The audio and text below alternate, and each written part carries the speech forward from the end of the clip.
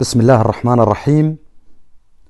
ابن وحشي النبطي وفي كتابه شوق المستهام في معرفة رموز الأقلام كتب عن القلم الهندي الذي يتألف من 3 أنواع كما تشاهدونها أمامكم وكما هو واضح في صورة هذا الكتاب.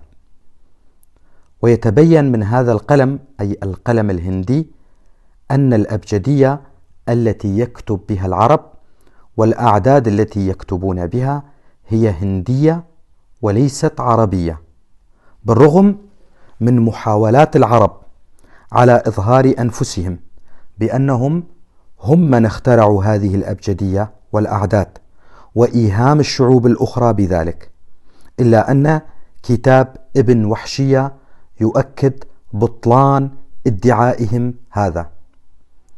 لكم الشكر.